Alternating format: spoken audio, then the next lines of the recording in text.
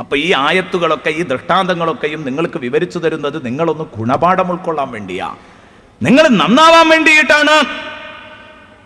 അതുകൊണ്ട് എൻ്റെ പ്രിയപ്പെട്ട സഹോദര, ഇനി അള്ളാഹു ഇതിങ്ങോട്ട് പറഞ്ഞിട്ട് അള്ളാഹു താല പറയാൻ, ജനങ്ങള് ഏത് ഈ പ്രപഞ്ചത്തിലെ മുഴുവൻ ജന്തുക്കളും വസ്തുക്കളും ജീവൻ ഉള്ളതും ഇല്ലാത്തതും ചരാചരങ്ങള് എല്ലാം അള്ളാഹുവിനെ അംഗീകരിക്കുന്നുണ്ട്. പക്ഷെ മനുഷ്യന്മാരുടെ അവസ്ഥ എന്താ? മനുഷ്യന്മാര് 3 തട്ടിലാണ്. ഇനി അതാ പറയാൻ പോകുന്നത്. മനുഷ്യന്മാര് 3 തട്ടിലാണ്. ഒന്ന് കപട വിശ്വാസി എന്ന് പറഞ്ഞാൽ പക്കാ മുനാഫിഖ്, കപട വിശ്വാസി. ലാ ഇലാഹ ഇല്ലല്ലാഹ് മുഹമ്മദുർ റസൂലുള്ളാഹ് നാവ് കൊണ്ട് പറഞ്ഞിട്ട്, പ്രത്യക്ഷത്തിൽ ഈ ശബ്ദം പറഞ്ഞിട്ട് ഉള്ളിൽ അതിനെ നിഷേധിച്ച കപട വിശ്വാസി മുനാഫിക്കുകള് അള്ളാഹുവിന്റെ റസൂലിന്റെ കാലത്തുണ്ട്, ഇന്നുമുണ്ട്, എന്നുമുണ്ടാകും മുനാഫിഖ്. പിന്നെ അള്ളാഹു റബ്ബുൽ ഇസ്സത്ത് പറയുന്നത് ആരെയാ? വേറെ ഒരു ടീമിനെ പറയുന്നത് ലാഹിറിലും ബാത്തിനിലും നിസ്വാർത്ഥമായിട്ട് ലാ ഇലാഹ ഇല്ലല്ലാഹ് പ്രഖ്യാപിച്ചവര്, നിഷ്കളങ്കരായ മനുഷ്യര്, മുഖ്ലിസീങ്ങള്, അവരെ കുറിച്ചാണ് രണ്ടാമത് ചർച്ച. മൂന്നാമത്തേത് ലാഹിറം വ ബാത്തിനം നിഷേധിച്ചവര്, അവരാണ് അൽ കാഫിറൂൻ, നിഷേധികള്, സത്യനിഷേധികള്.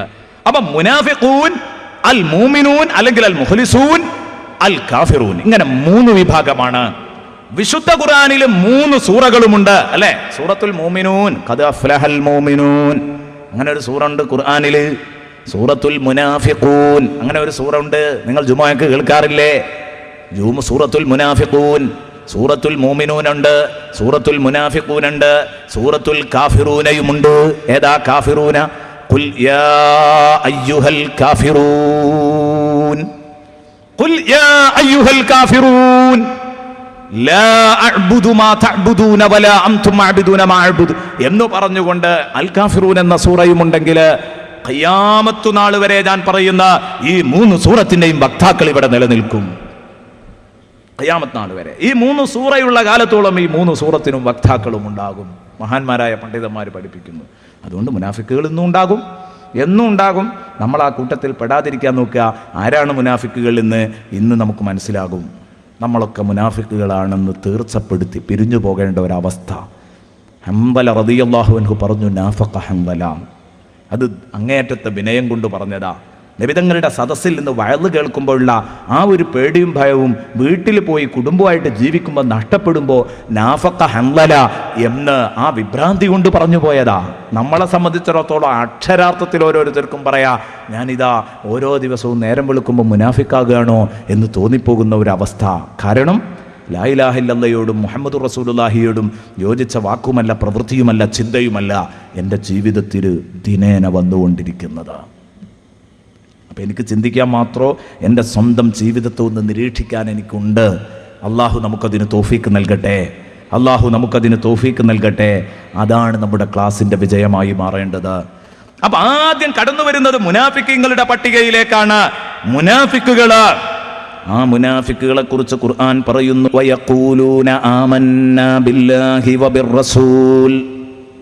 ചില ആളുകളുണ്ട് മനുഷ്യന്മാരുടെ കൂട്ടത്തിൽ, കുറച്ച് ആളുകൾ അവർ പറയുന്നു, എന്താ? മനുഷ്യന്മാർ, ലോകത്തുള്ള ജന്തുക്കളൊക്കെ എങ്ങനെയാണെങ്കിൽ മനുഷ്യന്മാർ പറയാണ് ആമന്നാ ബില്ലാഹി വബിർറസൂൽ, ലാ ഇലാഹ ഇല്ലല്ലാഹ് മുഹമ്മദുർ റസൂലുള്ളാഹ് എന്ന് പറയുന്നു. അള്ളാഹുവിനെ കൊണ്ടും റസൂലിനെ കൊണ്ടും വിശ്വസിച്ചിരിക്കുന്നു എന്ന് പറയുന്ന, എന്നിട്ടോ വഅതഅനാ, ഞങ്ങൾ ഈമാൻ കൈക്കൊണ്ടു എന്ന് മാത്രമല്ല, ഞങ്ങൾ അല്ലാഹുവും റസൂലും പറഞ്ഞത് അനുസരിക്കുകയും ചെയ്തിരിക്കുന്നു.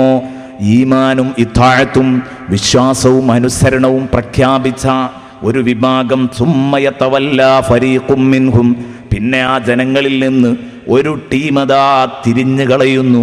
മിൻ ബഅദി ദാലിക്, ഇത്രയും ശക്തമായ കണ്ടീഷൻ അവർ പിടിച്ചതിന് ശേഷം, ഇത്രയും ശക്തമായ ആ കണ്ടീഷൻ അവർ ഏറ്റു പറഞ്ഞതിന് ശേഷോ അതാ അവർ പോകുകയാണ്. എങ്ങോട്ടാ പോകുന്നതെന്നറിയോ? ആ അനുസരണത്തിനും അവരില്ല, കറകളെന്ന ഈമാനിനും അവരില്ല. ഈമാനിൽ നിന്ന് അവർ പിന്നാക്കം പോകുന്നു, കറകളഞ്ഞ ഈമാനിൽ നിന്ന് പിന്നാക്കം പോകുന്നു, അനുസരണത്തിന്റെ ലിസ്റ്റിൽ നിന്ന് അവർ പിന്നാക്കം പോവുകയാണ്. അനുസരണത്തിന്റെ കോളവും ഈമാനിന്റെ കോളവും പരിശോധിക്കുമ്പോൾ പലതും ഫില്ലാവാതെ ഇങ്ങനെ കിടക്കുന്ന ചിത്രങ്ങൾ കാണാൻ കഴിയും. ഓരോന്നും ഇങ്ങനെ പറയേണ്ടി വന്നിരുന്നു. നിഫാഖിന്റെ ലക്ഷണങ്ങൾ നമ്മുടെ ജീവിതത്തിൽ ഉണ്ടോ എന്നങ്ങ് പരിശോധിച്ചാൽ നമുക്ക് ബോധ്യപ്പെടും. ഞാനും ഒരു പക്കാ മുനാഫിക്കാണോ പടച്ചോനെ. ബഹുമാനപ്പെട്ട സയ്യിദുനാ ഉമർ ഇബ്നുൽ ഖത്താബ് റളിയല്ലാഹു അൻഹു ഹബീബായ റസൂലുള്ളാഹി സ്വല്ലല്ലാഹു അലൈഹി വസല്ലമ തങ്ങള് മുനാഫിക്കുകളുടെ സ്ഥിതി വിവര പട്ടിക നൽകിയിരുന്നു. ആർക്ക്? തൻ്റെ സാഹിബുസ്സിറായ സീക്രട്ട് വാലയായ, തൻ്റെ രഹസ്യങ്ങൾ, സ്വന്തം രഹസ്യങ്ങൾ പറയുന്ന, സ്വന്തം അടുത്ത കൂട്ടുകാരനായിരുന്ന ബഹുമാനപ്പെട്ട ഹുദൈഫ റളിയല്ലാഹു അൻഹുവിന് ഹബീബ് സല്ലല്ലാഹു അലൈഹി വസല്ലം സർവ്വ സ്വകാര്യങ്ങളും കൈമാറിയിരുന്നു. ആ കൂട്ടത്തിൽ മുനാഫിക്കുകളുടെ ലിസ്റ്റ് ഹുദൈഫ റളിയല്ലാഹു അൻഹുവിന് ഹബീബ് നൽകിയിരുന്നു.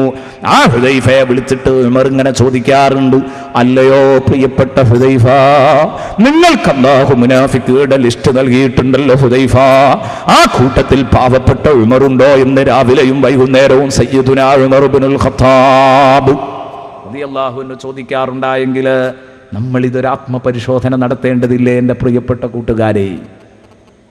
ഇല്ല, നിങ്ങൾ ആ കൂട്ടത്തിലില്ല. എന്നാൽ ഇത് പറയാൻ പറ്റൂല എന്ന് റസൂലുള്ളാഹി തങ്ങൾ ഹുദൈഫയോട് പറഞ്ഞിട്ടുണ്ട്. കാരണം പറഞ്ഞാൽ അതിലും വലിയ വിപത്താണ്.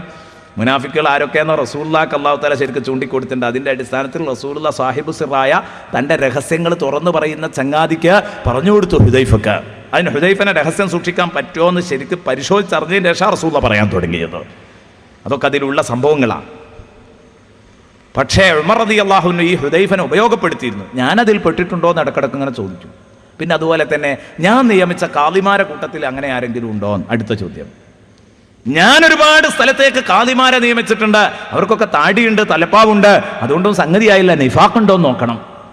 അപ്പൊ അതുകൊണ്ട് ആ നിഫാഖ് മുനാഫിക്കുകളുടെ ലിസ്റ്റ് തന്നതില് ഞാൻ ഓരോ മഹല്ലത്തിലേക്കും നിശ്ചയിച്ചു കൊടുത്ത, നാട്ടിലേക്കും നിശ്ചയിച്ചു കൊടുത്ത കാളിമാരുടെ കൂട്ടത്തിൽ മുനാഫിക്കുണ്ടോ എന്ന് ഉമർ റളിയല്ലാഹു അൻഹു ചോദിച്ചപ്പോ ബഹുമാനപ്പെട്ട സയ്യിദുനാ ഹുദൈഫ റളിയല്ലാഹു അൻഹു പറഞ്ഞു, വാഹിദും മിൻഹും യാ ഉമർ. കണ്ട ഉമറേ, അമീറുൽ മുഅ്മിനീൻ, അതിൽ ഒരാളുണ്ട് കേട്ടോ. നിങ്ങൾ നിശ്ചയിച്ച കാളിമാരുടെ കൂട്ടത്തിൽ ഒന്നാം തരം മുനാഫിഖാ. അപ്പോൾ പിന്നെ ഉമർ റളിയല്ലാഹു അൻഹുവിന് അതറിയണം. കാരണം ഉമർ റളിയല്ലാഹു അൻഹുവിനുള്ള ആള് ഇങ്ങനെ കിട്ടിയാൽ പിന്നെ അതാണ്ട് അറിഞ്ഞിട്ട് അയാളെ പിടിച്ച് പുറത്തിട്ടെങ്കിലേ വിശ്രമിക്കുള്ളൂ. നീതിയോടുകൂടെ ഭരിക്കണമെന്ന് നിർബന്ധമുള്ള ആളാണ്. അപ്പോൾ ഇടയ്ക്കിടയ്ക്ക് ഇങ്ങനെ ചോദിക്കും, ആ ആള് ഒരു ചെറിയ ഒരു സൂചന മതി, ഒരു ചെറിയ സൂചന തന്നാൽ മതി, ഒരു ഇഷാറത്ത്, ഒരു സൂചന ഞാൻ മനസ്സിലാക്കിക്കോളാം. പറഞ്ഞു കൊടുത്തില്ല. പിന്നെയും ചോദിച്ചു. അപ്പോൾ ഹുദൈഫ റളിയല്ലാഹു അൻഹു ഇത് നിർത്താൻ വേണ്ടിയിട്ട് ഒറ്റ ചോദ്യം ചോദിച്ചു അബൂബക്കർ ഉമർ റളിയല്ലാഹു അൻഹുവിനോട്. എന്തായിരുന്നു ആ ചോദ്യം? ഉമറേ, അള്ളാന്റെ റസൂൽ എന്നോട് പറയരുത് എന്ന് പറഞ്ഞത് അമീറുൽ മുഅ്മിനീനായ നിങ്ങൾ ഇങ്ങനെ ചോദിച്ച് ബുദ്ധിമുട്ടിച്ചാൽ ഞാൻ പറയേണ്ടി വരും. അള്ളാന്റെ റസൂൽ എന്നോട് പറയരുത് എന്ന് പറഞ്ഞ കാര്യം ഞാൻ പറയണോ വേണ്ടേ? നിങ്ങൾ തീരുമാനിക്കണം. അപ്പോൾ ഉമർ റളിയല്ലാഹു അൻഹു പറഞ്ഞു, പ്രിയപ്പെട്ട ഹുദൈഫ, ഇനി മുതൽ ഞാൻ നിന്നോടത് ചോദിക്കൂല. കാരണം അള്ളാന്റെ റസൂൽ പറയരുതെന്ന് പറഞ്ഞത് പറയരുത്, ചോദിക്കരുത് എന്നാണ് യഥാർത്ഥത്തിൽ അതിലൂടെ പഠിപ്പിച്ചു കൊടുത്തത്. ആ സംഗതിക്ക് മുമ്പിൽ ഉമർ റളിയല്ലാഹു അൻഹു എപ്പോഴും അള്ളാഹുവിന്റെ നിയമം അവിടെ സഡം ബ്രേക്കിടും. കാരണം ഉമർ വഖാഫൻ ഇൻദ കിതാബില്ലാ, അവിടെ നിൽക്കും, പിന്നെ അങ്ങോട്ടും ഇങ്ങോട്ടും അനങ്ങൂല, പാറ പോലെ ഉറച്ചു നിൽക്കും അള്ളാഹുവിന്റെ നിയമത്തിനു മുമ്പിൽ. അപ്പോൾ ഇല്ല, അള്ളാഹുവിന്റെ റസൂൽ പറയണ്ടെന്ന് പറഞ്ഞെങ്കിൽ വേണ്ട. എന്നിട്ട് ബഹുമാനപ്പെട്ടവർ പറയാൻ, ആ ഉമർ റളിയല്ലാഹു അൻഹു സ്വന്തം ഒരു അന്വേഷണം നടത്തി. ഓരോരുത്തരുടെയും വ്യക്തി ജീവിതത്തെ ഇങ്ങനെ പരിശോധിച്ചു. വ്യക്തി ജീവിതത്തെ ഉമർ റളിയല്ലാഹു അൻഹു സ്വയം പരിശോധിച്ചിട്ട് ബഹുമാനപ്പെട്ട സയ്യിദുനാ ഉമർ റളിയല്ലാഹു അൻഹു ഒരാളെ കൃത്യമായി സസ്പെൻഡ് ചെയ്തു. അയാളുടെ പെരുമാറ്റ ശൈലി കണ്ടിട്ട് ഇയാൾ ശരിയല്ല, ഇയാളായിരിക്കും ആ മുനാഫിക്ക് എന്ന് കരുതിയിട്ട് ഒരു കാലിനെ സസ്പെൻഡ് ചെയ്തു. ബഹുമാനപ്പെട്ട ഹുദൈഫ റളിയല്ലാഹു അൻഹു പറയാൻ, അള്ളാഹുവിൻ്റെ റസൂൽ എന്നോട് ചൂണ്ടിത്തന്നിരുന്ന ആ മുനാഫിക്ക് യഥാർത്ഥത്തിൽ അദ്ദേഹമായിരുന്നു. അത് ഉമർ റളിയല്ലാഹു അൻഹുവിൻ്റെ ഒരു കഴിവാ. സ്വന്തം അത് കണ്ടെത്തിയിട്ട് അയാളെ പിടിച്ച് സസ്പെൻഡ് ചെയ്തു. ഉമർ റളിയല്ലാഹു അൻഹു വലിയ യുക്തിയായിരുന്നു. ഒരാൾ ഇപ്പോൾ മുനാഫിക്കങ്ങളുടെ മേൽ മയ്യത്ത് നിസ്കരിക്കാൻ പാടില്ല എന്നാ, കപടന്മാരുടെ പേരിൽ മയ്യത്ത് നിസ്കരിക്കാൻ പാടില്ല എന്നാ. അത് എക്കാലത്തുള്ള നിയമമാണ്. മുനാഫിക്കാന്ന് അറിഞ്ഞുകൊണ്ടല്ലേ നിസ്കരിക്കാൻ പാടില്ലാത്തുള്ളൂ. അല്ലാതെ അള്ളാഹുവിൻ്റെ റസൂലിനെ അറിയിച്ചു തരാത്ത സ്ഥിതിക്ക് വേറെ കുറേ മുനാഫിക്കുകളുടെ പേരിൽ നിസ്കരിക്കേണ്ടി വരും. അപ്പോൾ ബഹുമാനപ്പെട്ട ഉമർ റളിയല്ലാഹു അൻഹു എന്ത് ചെയ്യുന്നറിയോ? നിസ്കരിക്കാൻ വന്ന് നിൽക്കുമ്പോൾ അത് എല്ലാവരോടും കൂടെ പറഞ്ഞാൽ ഫസാദാവും ചെയ്യും. ഉമർ റളിയല്ലാഹു അൻഹു എന്ത് ചെയ്യും? ആ നിസ്കരിക്കാൻ വന്ന് നിൽക്കുമ്പോൾ ഏതൊരു ജനാസയുടെ മുമ്പിൽ വന്ന് സ്ഥലം പിടിക്കുന്ന ഹുദൈഫൻ അങ്ങനെ നോക്കും. ഹുദൈഫ അല്ലെങ്കിൽ ഉമർ റളിയല്ലാഹു പതുക്കെ തടി സലാമത്താക്കും. കാരണം ഹുദൈഫ മനസ്സിലാക്കുകയാണ്, ഉമർ റളിയല്ലാഹു മനസ്സിലാക്കുകയാണ്, ഇതൊരു പക്ഷേ മുനാഫിക്കായതുകൊണ്ടായിരിക്കും ഹുദൈഫ റളിയല്ലാഹു നിസ്കരിക്കാൻ വരാതിരുന്നത്. അങ്ങനെയായിരുന്നു. അപ്പൊ ഏതാവട്ടെ, ഈ മുനാഫിക്കുകൾ ഇഷ്ടം പോലെ ഉണ്ട്. അവരെ കുറിച്ചാണ് ഈ ആയത്തിറങ്ങുന്നത്. അവരിലൊരു വിഭാഗം പിന്നീട് തിരിഞ്ഞു കളയുന്നു. ഈ നേരത്തെ പറഞ്ഞ കരാറുകളൊക്കെ അവർ മറന്നുപോയി. ആമന്ന വഅതഅന എന്നൊക്കെ പറഞ്ഞത് അവർ മറന്നുപോയി. അവർ തിരിഞ്ഞു കളയുന്നു. വമാ ഉലൈക ബിൽ മുഅ്മിനീൻ, അവരൊരിക്കലും മുഅ്മിനീങ്ങളെ അല്ല. ഉണ്ടോ? വമാ ഉലൈക ബിൽ മുഅ്മിനീൻ, അള്ളാഹുവിനെയും റസൂലിനെയും ലാ ഇലാഹ ഇല്ലല്ലാഹ് മുഹമ്മദുർ റസൂലുള്ളാഹ് പ്രത്യക്ഷത്തിൽ ഇങ്ങനെ പറഞ്ഞതുകൊണ്ട് ആള് മുസ്ലിമാകൂല, മോമിനാകൂല. അത് ഉള്ളിൽ തട്ടി പറയണം, ഒരു വിഷമവുമില്ലാതെ പറയാൻ കഴിയണം. അപ്പോഴേ വിശ്വാസിയാകാൻ പറ്റൂ. എൻ്റെ പ്രിയപ്പെട്ട കൂട്ടുകാരെ, ചിന്തിച്ചോ, മുനാഫിക്കുകളുടെ സ്വഭാവം എന്താണെന്ന് പറയട്ടെ. വഇദാ ദുഉ ഇലല്ലാഹി വറസൂലിഹി, അവരെ അള്ളാഹുവിലേക്കും അവൻ്റെ റസൂലിലേക്കും വിളിക്കപ്പെട്ടാൽ ലിയഹ്കുമ ബൈനഹും, മുത്തുനബി അവർക്കിടയിൽ വിധി തീർപ്പ് കൽപ്പിക്കാൻ, അവരുടെ പ്രശ്നത്തിന് തീർപ്പ് കൽപ്പിക്കാൻ വരൂ എന്ന് പറഞ്ഞിട്ട് അവരെ വിളിച്ചാൽ ഇദാ ഫരീഖും മിൻഹും മുഅ്രിദൂൻ, അവരിൽ ഒരു ടീമതാ തിരിഞ്ഞു കളയുകയാണ്, ഞങ്ങളില്ല. എന്നാലോ വഇയകുൻ ലഹുമുൽ ഹഖു, ന്യായം അവർക്ക് അനുകൂലമായിട്ടായിരുന്നുവെങ്കിൽ, ന്യായം അവരുടെ പക്ഷത്തായിരുന്നുവെങ്കിൽ യൗതു ഇലൈഹി മുദ്ഇനീൻ, നബി തങ്ങളുടെ അടുത്തേക്ക് വിധേയ ഭാവം കാട്ടി വരുമായിരുന്നു അവർ. ഇൻഷാ അല്ലാഹ് അത് വലിയൊരു ചരിത്രമാണ്, ഞാൻ പറയാം. ഈ ആയത്തിറങ്ങുന്നത് ആരുടെ കാര്യത്തിലാണെന്ന് നിങ്ങൾക്കറിയോ? ഈ ആയത്തിറങ്ങുന്നത് ഒരു മുനാഫിഖിനെയും ഒരു ജൂതനെയും ചൊല്ലിയാണ്. എന്ന് പറഞ്ഞാൽ ഒരു മുനാഫിക്കാണ് ഇതിലെ പ്രധാന പുള്ളി. എന്താ പ്രശ്നം? ബിശ്ർ എന്നായിരുന്നു അയാളുടെ പേര്. ആ മുനാഫിഖിന്റെ പേര് ബിശ്ർ എന്നാണ്. പലരും കുറിച്ചു വെക്കുന്നുണ്ട്, ചിലപ്പോൾ പരീക്ഷയ്ക്ക് വന്നുകളയും. അത്തരം സംഗതികളാണ് ഇപ്പോൾ ചോദിച്ചതൊക്കെ. ബിശ്ർ എന്ന മുനാഫിഖ്, അദ്ദേഹം അള്ളാഹുവിൻ്റെ റസൂൽ സ്വല്ലല്ലാഹു അലൈഹി വസല്ലമ തങ്ങളുടെ അനുയായിയായി ഒപ്പം കൂടി പ്രത്യക്ഷത്തിൽ മാപ്പിളയാണ്. ഇയാൾ മുസ്ലിമാണെന്ന് കാണിച്ച് ഒപ്പം കൂടി. എന്നിട്ട് ഇയാളും ഒരു ജൂതനും തമ്മിലൊരു തർക്കമുണ്ടായി. എന്തോ ഒരു സാധനം അങ്ങോട്ടും ഇങ്ങോട്ടും. ഇയാൾ പറയുന്നു എൻ്റെതാണ് ഹക്ക്, ജൂതൻ പറയുന്നു ജൂതൻ്റെതാണ് ഹക്ക്. സത്യത്തിൽ ജൂതൻ്റേതായിരുന്നു. ഇയാൾ അതിൽ തട്ടിപ്പ് നടത്തുകയാണ്. അങ്ങനെ എന്ത് ചെയ്തു എന്നറിയോ? ഫത്വലബൽ യഹൂദിയു അൻ യതഹാകമ ഇൻദ റസൂലില്ലാഹി സ്വല്ലല്ലാഹു അലൈഹി വസല്ലം. കേസായപ്പോ പറഞ്ഞു ഇതിന് മദ്യം പറയാൻ നമുക്ക് മധ്യസ്ഥനായി തീരുമാനിക്കാൻ നല്ലത്. ജൂതൻ പറഞ്ഞു എനിക്ക് മുഹമ്മദ് റസൂലുള്ളാഹിയെ കിട്ടണം ഇതിന്റെ മധ്യസ്ഥനായിട്ട്. ശരിക്ക് ജൂതൻ അത് പറയോ? ജൂതൻ ഇത് പറയാൻ പാടുണ്ടോ? ശരിക്ക് മുഹമ്മദ് റസൂലുള്ളാഹിയെ കിട്ടണം എനിക്ക് മധ്യസ്ഥനായിട്ട് എന്ന് പറഞ്ഞാൽ എതിരാളിയുടെ നേതാവിൻ്റെ അടുത്തേക്കാ പോവുക എന്ന് പറയുന്നത്. എതിരാളിയുടെ നേതാവിൻ്റെ അടുത്തേക്കാ പോവുക ഇവൻ സമ്മതിക്കുന്നത്. അപ്പം തന്നെ ഇവൻ്റെ നേതാവ് യഥാർത്ഥത്തിൽ കഅബ് ബിനുൽ അഷ്റഫ, ജൂതൻ്റെ നേതാവ്. ആ കഅബ് ബിൻ അഷ്റഫിൻ്റെ അടുത്തേക്ക് പോകണം എന്നാ ബിശ്ർ പറയുന്നത്. ബിശ്ർ പറയുന്നത് നമുക്ക് കഅബ് ബിൻ അഷ്റഫിൻ്റെ അടുത്ത് പോകാം. കാരണം ബിശ്റിനറിയാം റസൂലുള്ളാഹിന്റെ കോടതിയിൽ നിന്ന് നീതിന്യായത്തോടുകൂടെ മാത്രമേ വിധിക്കുള്ളൂ. അപ്പം എനിക്ക് അനുകൂലമാവില്ല, കാരണം ഇയാൾ ഇതിൽ തെറ്റുകാരനാണ്. ഇയാൾക്ക് അനുകൂലമല്ല കേസ്, ന്യായം ഇയാളുടെ പക്ഷത്തല്ല. അതുകൊണ്ട് എനിക്ക് അപകടമാകുന്നു കണ്ടപ്പോൾ ഇയാൾ പറഞ്ഞു കഅബ് ബിൻ അഷ്റഫിൻ്റെ അടുത്തേക്ക് പോകാൻ. മറ്റേയാൾ പറഞ്ഞു എനിക്ക് തന്നെ ഉറപ്പുള്ളത് കൊണ്ട് അള്ളാഹുവിന്റെ റസൂലിനെ കുറിച്ച് അവർക്കൊക്കെ അറിയാം, അൽ അമീൻ എന്ന മുഹമ്മദ് റസൂലുള്ളാഹിയെ കുറിച്ച് ഇല്ല. അത്തരം വഞ്ചന മുഹമ്മദ് ഒരിക്കലും ചെയ്യൂല. പിന്നെ നഹ്നു അബ്നാഉല്ലാഹ് എന്ന് പറഞ്ഞാൽ ഞങ്ങൾ അള്ളാന്റെ പയ്യന്മാരാണ് പറഞ്ഞിട്ട് ആ ടീമിൽ ഇങ്ങനെ ജീവിക്കാന്നുള്ളൂ. ജൂതന്മാരുടെ വിശ്വാസം അങ്ങനെയാണ്, ഞങ്ങൾ അള്ളാന്റെ പയ്യന്മാരാണ്, അള്ളാന്റെ സ്വന്തക്കാരാണ് ഞങ്ങൾ, അല്ലാത്തവരൊക്കെ നരകത്തിലാണ്, ഞങ്ങൾ മാത്രം സ്വർഗത്തിലെന്നാ ജൂതന്മാർ പറയുന്നത്. ജൂതനെ സംബന്ധിച്ചിടത്തോളം മുസ്ലിമീങ്ങളോട് ജൂതന് എന്നും വെറുപ്പാണ്, എപ്പോഴും അങ്ങനെ തന്നെയാണ്. അത് ഞാൻ ഇപ്പോൾ പറയുന്നില്ല, പിന്നെ എപ്പോഴെങ്കിലും അവസരം കിട്ടിയെങ്കിൽ പറയാൻ പറ്റിയൊരു സന്ദർഭം ഉണ്ടായിരുന്നു. കാഫിർ, മുനാഫിഖ്, മൂമിന്, ഇത് മൂന്നും വിഭജിക്കുമ്പോൾ കാഫിർ എന്ന ലിസ്റ്റിൽ ഒരുപാട് ആളുകൾ വരും. യഥാർത്ഥത്തിൽ ഇസ്ലാം പറയുന്ന സാങ്കേതിക കാഫിർ, അല്ലാതെ നമ്മുടെ ഇതര മതസ്ഥർ മനസ്സിലാക്കിയിട്ടുണ്ട് ഈ കാഫിർ എന്ന് പറഞ്ഞാൽ അവരെക്കുറിച്ച് മാത്രമാണ് ഈ ഇസ്ലാം ഈ പറയുന്ന അല്ല. അത് യഥാർത്ഥത്തിൽ ഒരു വിശാലമായ വാക്കാണ് കാഫിർ എന്ന വാക്ക്. സത്യത്തെ നിഷേധിക്കുന്ന ഏതൊരാൾക്കും പറയാൻ പറ്റുന്ന വാക്കാണ്. ആ സാങ്കേതിക പ്രയോഗത്തിൽ ഒരുപാട് ആളുകൾ കടന്നു വരുന്നുണ്ട്. കിതാബ് വന്നിട്ട് നിഷേധിച്ചവരുണ്ട്, അള്ളാഹുവിനെ പാടെ നിഷേധിച്ചവരുണ്ട്, അള്ളാഹുവിനെ അംഗീകരിച്ച് കിതാബിനെ നിഷേധിച്ചവരുണ്ട്, റസൂലിനെ നിഷേധിച്ചവരുണ്ട്. ഇവരൊക്കെ ആ കൂട്ടത്തിൽ പെടും. അത് ഇപ്പോൾ പറയാൻ എനിക്ക് സമയമില്ലാത്തതുകൊണ്ട് ഞാൻ അങ്ങോട്ട് വരുന്നില്ല. അതുപോലെ തന്നെ ദീനിൽ നിന്ന് പുറത്തുപോയ മുർത്തദ്, അതൊക്കെ അതിലാ പെടുന്നത്, ഈ വിഭാഗത്തിലാ പെടുന്നത്.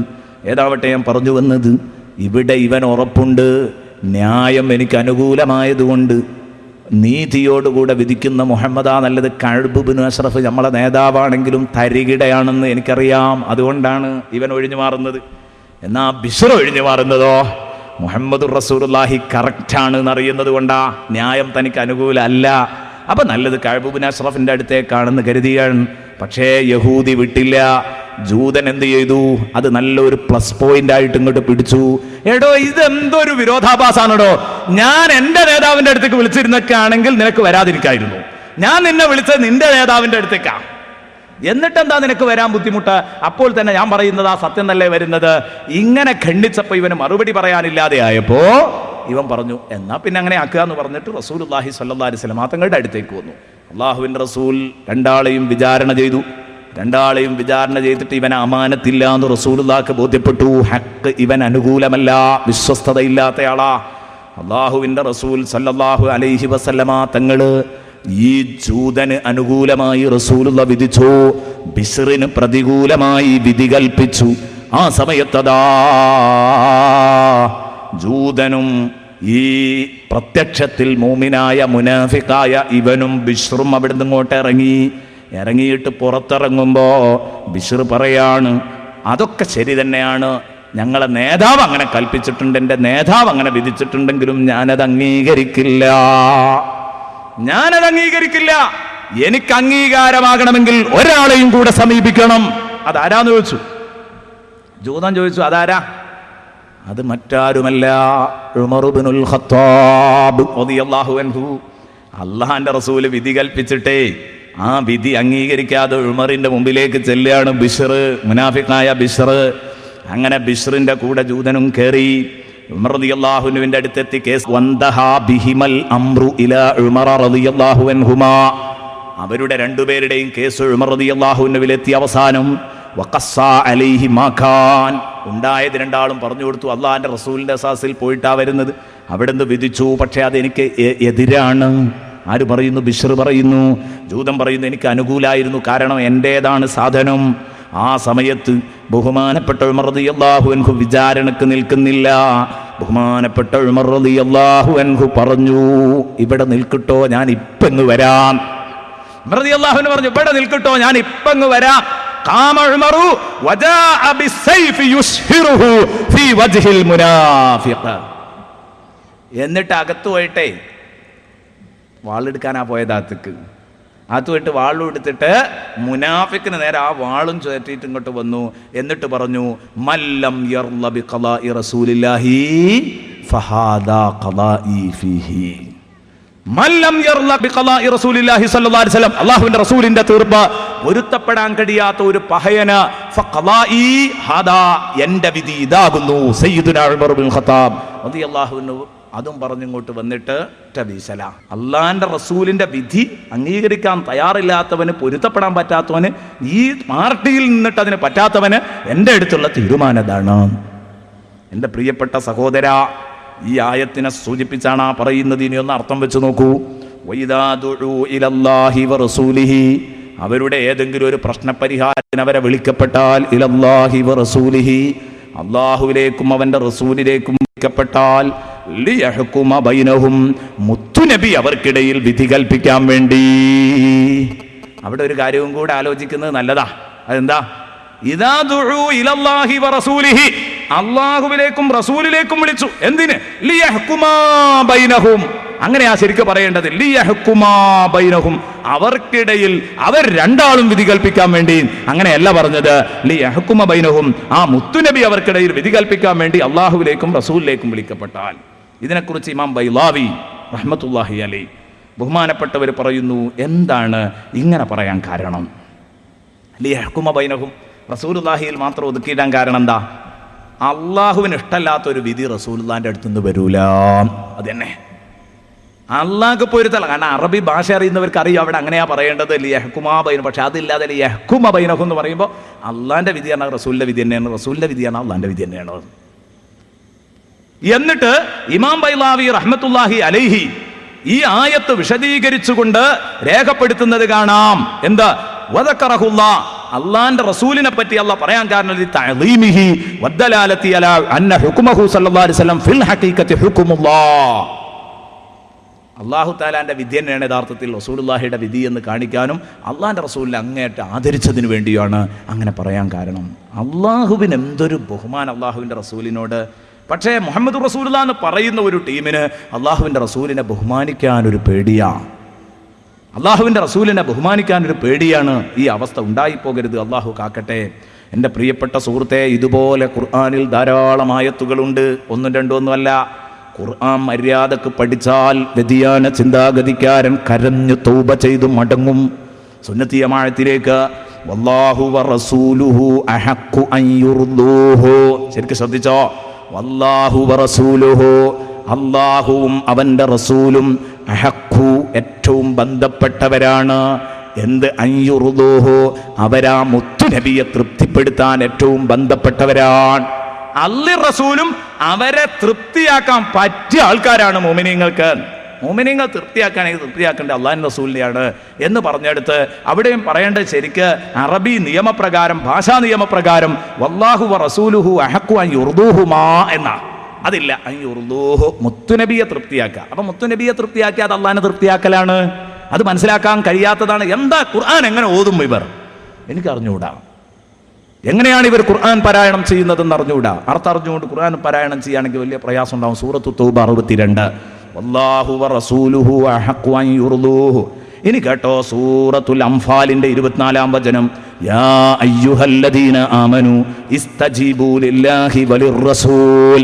മുഅ്മിനീങ്ങളെ, നിങ്ങൾ അല്ലാഹുവിനും റസൂലിനും ഉത്തരം ചെയ്യണം, മറുപടി കൊടുക്കണം. എപ്പോൾ? ഇദാ ദഅാകും, മുത്തുനബി നിങ്ങളെ വിളിച്ചാൽ അല്ലാഹുക്കും റസൂലിനും ഉത്തരം കൊടുക്കണം. ഇദാ ദഅാകും ലിമാ യുഹ്യീകും, നിങ്ങൾക്ക് ഹയാത്ത് പകർന്നു തരുന്ന, നിങ്ങൾക്ക് സജീവത നൽകുന്ന, നിങ്ങൾക്ക് ഹയാത്ത് പകർന്നു തരുന്ന കാര്യത്തിലേക്ക്, തത്വത്തിലേക്ക് മുത്തുനബി നിങ്ങളെ വിളിക്കുമ്പോൾ അവിടെയും ശരിക്ക് വേണ്ടത് ഇദാ ദഅവാകും എന്നാണ്. അങ്ങനെ പറയാതെ ഇദാ ദഅാകും എന്ന് പറയാൻ കാരണവും ഇത് തന്നെയാണ്. അള്ളാഹുവിൻ്റെ റസൂലിൻ്റെ വിളി അള്ളാഹുവിൻ്റെ വിളി തന്നെയാണ്. അള്ളാഹുവിൻ്റെ റസൂലിനെ പൊരുത്തപ്പെടിപ്പിക്കുക എന്ന് പറഞ്ഞാൽ അത് അള്ളാഹുവിനെ പൊരുത്തപ്പെടിപ്പിക്കലാ, അള്ളാഹുവിനെ പൊരുത്തപ്പെടിപ്പിക്കല. ഇതിന്റെ അടിസ്ഥാനത്തിൽ ആ ഖുർആൻ പഠിപ്പിച്ചത് വലൗ അന്നഹും ഇല്ലലമു അൻഫുസഹും ജാഊക ഫസ്തഗ്ഫിറുല്ലാഹ വസ്തഗ്ഫറ ലഹുമുർ റസൂൽ ലവജദുല്ലാഹ തവ്വാബർ റഹീമാ. തെറ്റു ചെയ്ത മനുഷ്യന്മാര് മുത്തുനബിയുടെ മുമ്പിൽ വന്ന് നിന്നിട്ട് പടച്ച റബ്ബിനോട് ദുആ ചെയ്തു പറയുന്നു, പടച്ചോനെ പുറത്തു തരണേ. മുത്തുനബിയോട് അവർ അപേക്ഷിക്കുന്നു, ഞങ്ങൾക്ക് വേണ്ടി അള്ളാഹുവിൻ്റെ അടുത്ത് റെക്കമെൻഡ് പറയണം. അത് ആയത്തിൽ നേരിട്ടില്ല. എന്തിനാണ് മുത്തുനബിയുടെ അടുത്ത് വരാൻ പറഞ്ഞത്? അതിൻ്റെ താല്പര്യം അള്ളാഹുവിനോട് റെക്കമെൻഡ് ആവശ്യപ്പെടാനാണെന്ന്. എൻ്റെ പ്രിയപ്പെട്ട സഹോദര, ആരാ പറഞ്ഞതെന്നറിയോ? ഇബ്നു തൈമിയയുടെ ശിഷ്യനായ ഇബ്നു കസീർ അതാ തൻ്റെ തഫ്സീറിൽ രേഖപ്പെടുത്തുന്നത് കാണാം. അള്ളാഹുവിൻ്റെ റസൂലിനോട് ചോദിക്കാൻ വേണ്ടിയാണ് അവിടെ വരുന്നത്. എന്ത് നബിയെ, അള്ളാഹിനോട് ഞങ്ങളെ കാര്യത്തിലൊന്ന് സങ്കടം പറയണം. കാരണം നിങ്ങൾ അള്ളയായിട്ട് അടുത്ത ആളാണ്. അതവിടെ നിൽക്കട്ടെ, എൻ്റെ വിഷയം അതല്ല. അതിലേക്ക് കടക്കുമ്പോഴേക്ക് സമയം വൈകിപ്പോകും. ഇനി പറയുന്നു, വഇയ്യകുല്ലഹുമുൽ ഹഖ്, ന്യായം അവർക്ക് അനുകൂലമായിരുന്നുവെങ്കിൽ, ന്യായം അവരുടെ പക്ഷത്തായിരുന്നുവെങ്കിൽ, യൗതു ഇലൈഹി, അവർ ഇന്നലെ വരുമായിരുന്നു റസൂലുള്ളാഹിന്റെ അടുത്തേക്ക്. മുദ്ഇനീന, വിധേയ ഭാവത്തോടെ വരുമായിരുന്നു, താഴ്മയോടെ വിനയത്തോടെ മുഹമ്മദുർ റസൂലുള്ളാഹിയെ അവർ സമീപിക്കുമായിരുന്നു. യൗതു ഇലൈഹി മുദ്ഇനീൻ. ഇനി അല്ലാഹു തആല 2-3 ചോദ്യങ്ങൾ ചോദിക്കുന്ന എന്ത്? കപടവിശ്വാസികള് അള്ളാഹുവിന്റെ റസൂലിന്റെ തീരുമാനത്തിന് പ്രാമുഖ്യം നൽകാതെ, അള്ളാഹുവിന്റെ റസൂലിന്റെ കോടതിയിലേക്ക് കേസ് വെക്കാതെ, അള്ളാഹു റസൂലും പറയുന്നു എന്ന് എനിക്ക് കേൾക്കണ്ട എന്ന് പറഞ്ഞിട്ട് ജൂതന്മാരുടെ പിന്നാലെ പോയി, അതുപോലെ തന്നെ മറ്റുള്ളവരെ കാര്യകർത്താക്കളാക്കി, വിധി കർത്താക്കളാക്കിയിട്ട് പോകുന്ന സമയത്ത് അള്ളാഹു ചോദിക്കുകയാണ്, ഇങ്ങനെ ലാ ഇലാഹ ഇല്ലല്ലാഹ് മുഹമ്മദ് റസൂലുള്ളാഹ് എന്ന് പറഞ്ഞ ഒരാളെ അള്ളാഹു റസൂൽ എന്താ പറഞ്ഞത് ഈ പ്രശ്നത്തിൽ, അങ്ങനെ നമ്മളങ്ങോട്ട് പരിഹാരം കൽപ്പിക്കല്ലേ എന്ന് ചോദിച്ചാൽ തയ്യാറാകുന്നില്ല. ഭാര്യയും തയ്യാറാവില്ല, ഭർത്താവും തയ്യാറാവില്ല. ഇന്നത്തെ ചെറിയൊരു പ്രശ്നം എടുക്കുക നമ്മൾ, ഒരു കുടുംബ പ്രശ്നം. ആ കുടുംബ പ്രശ്നത്തിൽ ഭാര്യയും ഭർത്താവും തമ്മിൽ പിണങ്ങിയാൽ എന്നാ നമ്മളൊരു കാര്യം ചെയ്യുക, ഒരു വിവരമുള്ള ഒരു ആലിമിന്റെ മുമ്പിലേക്ക് അല്ലെങ്കിൽ ഒരു സയ്യിദിന്റെ മുമ്പിലേക്ക് വെക്കുക. എന്നിട്ട് ഇവരുടെ പ്രശ്നത്തിൽ എന്താണോ പരിഹാരം, അല്ലെ രണ്ട് കുടുംബങ്ങൾ തമ്മിൽ തെറ്റി, രണ്ട് സുഹൃത്തുക്കൾ തമ്മിൽ തെറ്റി, എല്ലാ പ്രതിസന്ധികൾക്കുമുള്ള കോടതിയായിരുന്നു പഴയ കാലത്ത് മഹല്ലു ജമാഅത്ത്. ഇന്ന് ആ മഹല്ലു ജമാഅത്ത് കോടതിയാണെന്നിടത്തുനിന്ന് പോയി മൂമിനീങ്ങൾക്ക്, നമ്മളെ പോലെയുള്ള ആളുകൾക്ക് മഹല്ലു ജമാഅത്തിന്റെ തീരുമാനം വേണ്ട. അങ്ങനെയല്ലേ ഉള്ളത്? ഇത് ഞാൻ പറയുമ്പോൾ എൻ്റെ പ്രിയപ്പെട്ട കൂട്ടുകാരോട് പറയുന്നു, ഒരളവോളം ഇത് നഷ്ടപ്പെടാൻ കാരണം കാര്യബോധമില്ലാത്ത മഹല്ലു ജമാഅത്തുകളാണ്. അതും കൂടെ കൂട്ടത്തിൽ ഓർമ്മപ്പെടുത്തുന്നു. കാരണം ജനങ്ങൾക്ക് മഹല്ലു ജമാഅത്തിലുള്ള വിശ്വാസം നഷ്ടപ്പെട്ടു. എന്നാൽ ഇനി അങ്ങനെ വിശ്വാസത്തോടു കൂടിയും ഈ ദീനീ നിയമത്തോടു കൂടെയും ആ പള്ളിയിലെ ഖാദി ഫത്വ കൊടുത്താൽ തന്നെ അംഗീകരിക്കാൻ എത്ര മാപ്പിളമാരെ കിട്ടുമെന്ന്? ഇത് തന്നെയാണ് നമുക്ക് പറ്റിയ ഏറ്റവും വലിയ അപകടം. പണ്ട് ഇവിടെ കോടതിയും കേസും എല്ലാം ഉണ്ടാവേണ്ടി ഉണ്ടെങ്കിലും മുഅ്മിനീങ്ങൾ അവരവരുടെ മഹല്ലത്ത് നിന്ന് അവരുടെ പ്രശ്നങ്ങൾ തീർന്നിരുന്നു. ഇന്നത് തീരുന്നില്ല. കാരണം നിയമം എന്താണെന്ന് എനിക്കറിയണ്ട, എനിക്ക് നഷ്ടപരിഹാരം കിട്ടണം, എന്നിട്ട് കേസും കൂട്ടുമായിട്ട് അങ്ങോട്ട് പോവുകയാണ്. നിയമവശങ്ങളൊന്നും, ഈ ദീനീ നിയമങ്ങളൊന്നും എനിക്കറിയണ്ട. ഇങ്ങനെയാണ് മനുഷ്യന്റെ അവസ്ഥ. ഏതാവട്ടെ, അള്ളാഹു ചോദിക്കുകയാണ് ലാ ഇലാഹ ഇല്ലല്ലാഹ് മുഹമ്മദ് റസൂലുള്ളാഹ് എന്ന് പറഞ്ഞിട്ട് അള്ളാഹ് അങ്ങനെയാ പറയുന്നത്, റസൂൽ ഇങ്ങനെയാ പറയുന്നത് എന്ന് പറയുമ്പോൾ പിന്നെ അത് അംഗീകരിക്കാൻ എന്താ പ്രയാസം? പിന്നെ അംഗീകരിക്കാനുള്ള പ്രയാസം ഒന്നിരിക്കൽ മൂന്നാലൊരു രോഗം വേണം. ആ മൂന്നും ഒരു ചോദ്യ രൂപത്തിൽ അള്ളാഹ് ചോദിക്കുക. അഫീ ഖുലൂബിഹിം മറദുൻ, ഒന്ന്. അം ഇർതാബു, രണ്ട്. അം യഖാഫൂന അൻ യഹീഫല്ലാഹു അലൈഹിം വറസൂലുഹു. സഹോദരാ, ഇത് മര്യാദക്കൊന്ന് പറയാം നമുക്ക്. അത് പറഞ്ഞാൽ തന്നെ നമ്മുടെ പ്രശ്നം തീരും. ഇന്ന് നമ്മളൊക്കെ ലാ ഇലാഹ ഇല്ലല്ലാഹ് മുഹമ്മദുർ റസൂലുള്ളാഹ് പറഞ്ഞവരാണ്. എൻ്റെ പ്രിയപ്പെട്ട ചെറുപ്പക്കാരാ, നീ കളവ് പറയല്ലാതെ മുനാഫിക്കിൻ്റെ ലക്ഷണമാണ്. വഴുത ചെയ്താൽ, കരാർ ചെയ്താൽ ലംഘിക്കല്ലാതെ മുനാഫിക്കിൻ്റെ ലക്ഷണമാണ്. അതുപോലെ തന്നെ തർക്കിക്കുമ്പോൾ തോന്നിയാസം പറയല്ല, അല്ലേ? ഒരു ഖണ്ഡന പ്രസംഗത്തിൻ്റെ സ്റ്റേജാണെങ്കിൽ, എതിർപ്പിൻ്റെ സ്റ്റേജാണെങ്കിൽ, മറുപടി പറയുന്ന സ്റ്റേജിൽ ഉളുപ്പില്ലാത്തത് ആരും പറയാൻ പാടില്ല. വൈദാ ഖാസമ ഫജറ ആയത്തുൽ മുനാഫിഖി സലാസ്. റസൂലുള്ള പറഞ്ഞു മുനാഫിഖിന് 3 ലക്ഷണങ്ങളുണ്ട്. ഒന്ന്, ഇദാ ഹദ്ദസ കദബ, സംസാരിക്കുകയാണെങ്കിൽ അവൻ കള്ളം മാത്രമേ പറയുള്ളൂ. വൈദാ വഅദ അഖ്ലഫ, വാഗ്ദത്തം ചെയ്താൽ അത് നിറവേറ്റില്ല, ലംഘിക്കും. ഇതൊക്കെ ഇന്ന് നമ്മളിലുള്ളതാ. അതുപോലെ തന്നെ വൈദാ ഖാസമ ഫജറ, തർക്കിക്കുകയാണെങ്കിൽ തെറിയാണ് പറയുന്നത്, മാന്യമായി സംസാരിക്കാൻ അറിഞ്ഞൂടാ. വഇദാ ഖാസമ ഫജറ, അല്ലെങ്കിൽ വ്യക്തിപരമായ എന്തോ പ്രശ്നത്തിന് തർക്കിക്കേണ്ടി വന്നെങ്കിൽ ഫജറ, അവിടെ തമ്മാടിത്തം വിളിച്ചു പറയാൻ പാടില്ല. എൻ്റെ പ്രിയപ്പെട്ട സുഹൃത്തുക്കളെ, ഗൗരവത്തോടെ കണ്ടോളൂ കേസ്. ഇതൊന്നും നിന്നിൽ ഉണ്ടാവല്ലേ, അള്ളാഹു വിലക്കിയതല്ലേ എന്ന് ചോദിക്കുമ്പോൾ അള്ളാഹ് അങ്ങനെയൊക്കെ എന്തൊക്കെ വിലക്കിയിട്ടുണ്ട്, അതൊക്കെ നോക്കി നടക്കാൻ പറ്റുമോ എന്നാ ചോദ്യം, അല്ലേ? പാൻസിന്റെ തലപ്പ് താഴെ ഇറങ്ങല്ലേ എന്ന് പറയുമ്പോൾ എൻ്റെ പ്രിയപ്പെട്ട സഹോദര, അതൊക്കെ തൽക്കാലം നടക്കാൻ പോകുന്ന കാര്യമാണോ എന്നാ ചോദിക്കുന്നത്. ഇവിടെയാണ് എൻ്റെ പ്രിയപ്പെട്ട മോമിനീങ്ങളെ നമ്മൾ ചിന്തിക്കേണ്ടത്. വിഷയത്തിൻ്റെ ഗൗരവം, അത് ഗൗരവത്തോടു കൂടെ തന്നെ നെഞ്ചിൽ തട്ടി ചിന്തിക്കണം നിങ്ങൾ. വിഷയം വളരെ കടുപ്പമുള്ളതാണ്. അള്ളാഹും അവൻ്റെ റസൂലും ഇങ്ങനെയാ പറയുന്നത് എന്ന് കേട്ടാ പിന്നെ അത് അംഗീകരിക്കുക. ഇങ്ങനെയാ തുണി ഉടുക്കേണ്ടത്, ഇങ്ങനെയാ കല്യാണം കഴിക്കേണ്ടത്. അതേ, എന്ന് എത്രയോ സംഗതികൾ അള്ളാഹു റസൂൽ ഇങ്ങനെയാ പറഞ്ഞത് എന്ന് പറഞ്ഞ മുസ്ലിയാർ അങ്ങോട്ട് ഔട്ടാകല്ലാതെ അത് കേൾക്കാൻ ആളെ കിട്ടുന്നില്ല. ഇന്ന് നമ്മൾ അനുഭവിച്ചുകൊണ്ടിരിക്കുന്ന ദുരന്തങ്ങൾ എൻ്റെ സഹോദര ഒന്ന് ചിന്തിച്ചു നോക്കൊരു കല്യാണ വീട്ടില് ആ ഭർത്താവ് അതാ മഹർ കെട്ടിക്കൊടുക്കാൻ പുതിയ പെണ്ണിൻ്റെ അടുത്ത് പോകുമ്പോൾ ഇവൻ്റെ ചങ്ങാതിമാരൊരു 10 ആൾ കൂടെ മുസ്ലിയാർ പറഞ്ഞ മുസ്ലിയാരെ കണ്ണിലേക്ക് ചെറുപ്പക്കാർ മുഴുവനും തുറിച്ചു നോക്കുന്ന കാലഘട്ടമാണ്. എൻ്റെ പ്രിയപ്പെട്ട സഹോദര, നെരിയാണിൻ്റെ താഴെ ഇറങ്ങിയ പാൻസ് ഒന്ന് കയറ്റണം ചെറുപ്പക്കാരാ. 80-ലധികം ഹദീസുകളിൽ നബിതങ്ങൾ ഇത് ഉടുത്തവനെയും വസ്ത്രത്തെയും നരകത്തിലാണെന്ന് പ്രഖ്യാപിച്ചിട്ടുണ്ട്. അവൻ്റെ മുഖത്തേക്കല്ല നോക്കൂല എന്ന് പറഞ്ഞിട്ടുണ്ട്. പറഞ്ഞാൽ അത് കേൾക്കാൻ ഇന്നത്തെ പ്രിയപ്പെട്ട ചെറുപ്പക്കാരന് സാധിക്കുന്നുണ്ടോ? ഇല്ല. എന്തു പറ്റിപ്പോയി ചെറുപ്പക്കാരാ? എനിക്കും നിനക്കും ഈമാനിൻ്റെ കുറവാണ്. ഈ 3-4 പ്രശ്നം നമ്മളെ ബാധിച്ചിട്ടുണ്ടാകും. ഈ 3-4 പ്രശ്നം നമ്മളെ ബാധിച്ചിട്ടുണ്ടാകും. പെണ്ണ് കാണാൻ വരുന്ന ചെറുക്കന് പെണ്ണ് കാണാൻ വരുമ്പോ അവന്റെ ചങ്ങാതിമാരോടൊത്ത് വരുന്നു, അല്ലെങ്കിൽ കല്യാണം കഴിക്കാൻ പോകുന്ന മകന് ആ മകൻ കാണുന്നതിന്റെ മുമ്പ് വാപ്പ പോയിട്ട് കാണുകയാണ്, നിക്കാഹ് കഴിക്കാതെ. ഏതർത്ഥത്തിലായി മകളെ, ഈ മരുമകളെ വാപ്പ കാണുന്നത്? ഇത് വിവരമുള്ളവരടക്കം ഇങ്ങനെ ചെയ്യാണ്. അവിടെയാ സങ്കടം. വിവരമുള്ളവരടക്കം ഇങ്ങനെ ചെയ്തുകൊണ്ടിരിക്കുന്ന ഒരവസ്ഥയാണ് എൻ്റെ പ്രിയപ്പെട്ട സഹോദരന്മാരെ നമ്മൾ കണ്ടുകൊണ്ടിരിക്കുന്നത്. ഇതുണ്ടാവാതിരിക്കാൻ ശ്രദ്ധിക്കണമെന്ന് പ്രത്യേകം ഉണർത്തുകയാണ്. ഏതാവട്ടെ, വിഷയത്തിലേക്ക് തന്നെ വരുന്നു. എൻ്റെ പ്രിയപ്പെട്ട സഹോദര, ദീനുൽ ഇസ്ലാം എങ്ങനെയാ പഠിപ്പിക്കുന്നതെന്ന് പറഞ്ഞാൽ ഉടനടി അവിടെ നിന്നോളണം. ദീനുൽ ഇസ്ലാം അങ്ങനെയാണോ പഠിപ്പിക്കുന്നത് എങ്കിൽ ശരി, ഞാൻ അങ്ങനെ തന്നെ ആവാം എന്ന ഒരവസ്ഥയിലേക്ക് എത്തണം. അതില്ലെങ്കിൽ പിന്നെ അതിൻ്റെ അർത്ഥം എന്താ? ഈ 3 അടിസ്ഥാന പ്രശ്നങ്ങളിൽ ഏതെങ്കിലും ഒന്നുണ്ടാകും. എന്തുകൊണ്ട് മത നിയമങ്ങൾ അംഗീകരിക്കാൻ കഴിയുന്നില്ല? അഫീ ഖുലൂബിഹിം മറദുൻ, അവരുടെ ഹൃദയങ്ങൾ രോഗബാധിതമാണോ? ഒന്ന് ചോദ്യം എന്ന് പറഞ്ഞാൽ ഇവരുടെ ഹൃദയത്തിൽ രോഗമുണ്ടോ എന്ന് ചോദിച്ചാൽ മുനാഫിക്കുണ്ടോ, ഹാർട്ട് അറ്റാക്ക് ഉണ്ടോ എന്നല്ല ചോദിച്ചത്. ഹൃദയത്തിന് രോഗമുണ്ടോ എന്ന് ചോദിച്ചാൽ ഹാർട്ട് അറ്റാക്ക് ഉണ്ടോ എന്നല്ല ചോദിച്ചത്. ഇവർക്ക് നിഫാഖുണ്ടോ, ഇവർക്ക് കാപട്യമുണ്ടോ ഇവരുടെ ഹൃദയത്തില്? മുനാഫിക്കാണെങ്കിൽ പിന്നെ അങ്ങനെ ആയിരിക്കും. ലാ ഇലാഹ ഇല്ലല്ലാഹ് മുഹമ്മദ് റസൂലുള്ളാഹി വെറുതെ അങ്ങനെ പറഞ്ഞതാണോ? പിന്നെ ഞാൻ അവനെ പറഞ്ഞു തന്നാക്കാൻ കഴിയൂല. ഒന്ന് അങ്ങനെയാണെങ്കിൽ പിന്നെ നമ്മളാണ് തീരുമാനിക്കുക. മുനാഫിക്കാണെങ്കിൽ പിന്നെ ആ കൂട്ടത്തിലേക്ക് ഇന്നൽ മുനാഫിഖീന ഫിദ്ദർക്കിൽ അസ്ഫലി മിനന്നാർ, നരകത്തിൽ ഏറ്റവും താഴെ തട്ടിലാണ് എന്ന് പറഞ്ഞ ആ കൂട്ടത്തിൽ പോകാം. അതല്ല, മുനാഫിക്കല്ല, അമിർതാബൂ, ലാ ഇലാഹ ഇല്ലല്ലാഹ് മുഹമ്മദുർ റസൂലുള്ളാഹ് എന്നൊക്കെ പറഞ്ഞിട്ടുണ്ട്, വിശ്വസിച്ചിട്ടുണ്ട്. അത് മുനാഫിക്കൊന്നുമല്ല, സത്യസന്ധമായിട്ട് തന്നെ വിശ്വസിച്ചിട്ടുണ്ട്. എന്നിട്ടും അമിർതാബൂ, സംശയത്തിൻ്റെ ചില നിഴൽപ്പാടുകൾ അവരെ പിന്തുടർന്നിട്ടുണ്ടോ? ഖുർആൻ ചോദിക്കുന്നു, അമിർതാബൂ, അതോ ഇപ്പോഴും സംശയത്തിന്റെ പഴുതുകൾ അവർക്ക് ബാക്കി നിൽക്കുന്നുണ്ടോ? അതാണ് പ്രിയപ്പെട്ട സുഹൃത്തെ നമുക്ക് കാണേണ്ടത്. ഇതാണ് നമ്മൾ മനസ്സിലാക്കേണ്ടത്. അമിർതാബൂ എന്ത്? അവരുടെ ഹൃദയത്തിൽ ഇപ്പോഴും ആ ദീനുൽ ഇസ്ലാം ഷഹാദത്ത് കലിമ ഉറച്ചതിന് ശേഷം വീണ്ടും ഹൃദയത്തിൽ ഇങ്ങനെ സംശയം ഇങ്ങനെ ചേക്കേറി വരികയാണ്. എന്താ സംശയം? മഹാന്മാരിങ്ങനെ എഴുതി വെക്കുന്നു, അല്ലാഹു സത്യമാണോ അതോ മിഥ്യയാണോ? ലാ ഇലാഹ ഇല്ലല്ലാഹ് മുഹമ്മദ് റസൂലുള്ളാഹി ഒക്കെ വിശ്വസിച്ചവനും പിന്നെ ഇടയ്ക്ക് ഇങ്ങനെ കയറി വരികയാണ്. ഒരു സഹോദരൻ, ഞാൻ പൈശാചിക ദുർബോധം ആദ്യം തുടങ്ങൽ എന്നെ വിടുന്നാണ്.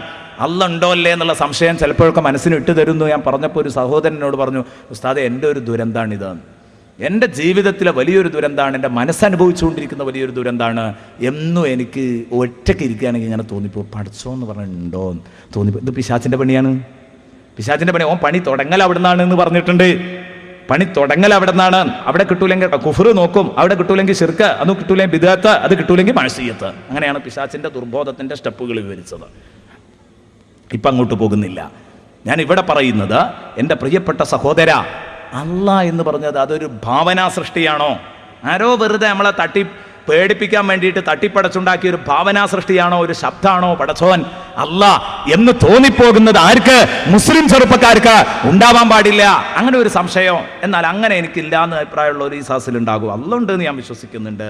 എന്നാ ഞാൻ അടുത്തത്, മുഹമ്മദുർ റസൂലുള്ളാഹി അംലാ, മുഹമ്മദുർ റസൂലുള്ളാഹി അള്ളാഹിൻ്റെ റസൂലാണോ അതോ അല്ലേ? ഒരു സംശയം. അള്ളാഹിൻ്റെ റസൂൽ തന്നെയാണോ? ഒരു സംശയം അങ്ങനെ തോന്നുക.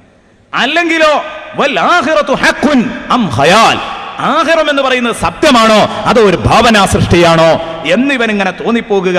ആഖിറം സത്യം തന്നെയാണോ? ഈ നരകവും സ്വർഗവും ഒക്കെ. അപ്പോൾ അല്ലാഹ് എന്ന് പറഞ്ഞത് അത് സത്യം തന്നെയാണോ? ആഖിറം എന്ന് പറഞ്ഞ ഒന്നും ഉണ്ടാകുന്നൊക്കെ വിശ്വാസം വനുണ്ട്. എന്നാൽ തന്നെ പിന്നെ മനസ്സിൻ്റെ ഉള്ളിൻ്റെ ഉള്ളിൽ ആ ഒരു സംശയം വനങ്ങനെ വേട്ടയാടുകയാണ്. ഈ മരിച്ചിട്ട് ഇനിയിപ്പോൾ രണ്ടാമതൊരു ജീവിതം ഉണ്ടാവുമോ? അവിടെയാണ് നമ്മൾ തെറ്റിപ്പോകുന്നത്. ഇതാണ് ഇന്ന് ഈ ഇരിക്കുന്ന എൻ്റെ പ്രിയപ്പെട്ട സുഹൃത്തുക്കളിൽ പലരുടെയും രോഗം, എൻ്റെ രോഗം അല്ലേ? കാരണം മരണം ശരിക്ക് ഈ നരകവും സ്വർഗവും കണ്ട് മനസ്സ് കയറിയിട്ടുണ്ട്. പിന്നെ എങ്ങനെയാ നമ്മൾ തെറ്റ് ചെയ്യുക? മാനുഷിക ചാബല്യങ്ങൾക്ക് അടിമപ്പെട്ട് തെറ്റ് ചെയ്യുക, അതല്ല പ്രശ്നം. മാനുഷിക ചാബല്യങ്ങൾക്ക് അടിമപ്പെട്ട് തെറ്റ് ചെയ്യുന്നതല്ല കേസ്. മറിച്ച് എൻ്റെ പ്രിയപ്പെട്ട സഹോദര മനസ്സിലാക്കിക്കോ, അതിൻ്റെ അപ്പുറത്ത് വളരെ പ്രധാനപ്പെട്ട ആയത്താണ് ഇനി പറയാനുള്ളത്. അത് പറഞ്ഞിട്ട് ഇൻഷാ അല്ലാഹ് ഇന്ന് തൽക്കാലം നമുക്കിവിടെ സമാപിക്കാം. കാരണം മഴ വരുന്നുണ്ട്, കാറ്റ് വരുന്നുണ്ടോ എന്നിങ്ങനെ തോന്നുന്നുണ്ട്. അപ്പോൾ നന്നായിട്ട് സ്റ്റേജ് തന്നെ പോകുമോ എന്നുള്ള പേടിയില്ല. അപ്പോൾ അതുകൊണ്ട് പെട്ടെന്ന് ഇൻഷാ അല്ലാഹ് അവസാനിപ്പിക്കും. അള്ളാഹു റബ്ബുൽ ഇസ്സത്ത് നല്ല നിലക്ക് സന്തോഷത്തിൽ നമ്മുടെ സദസ്സാക്കി തരട്ടെ. എൻ്റെ പ്രിയപ്പെട്ട സഹോദരന്മാരെ, എന്താ പറഞ്ഞത്?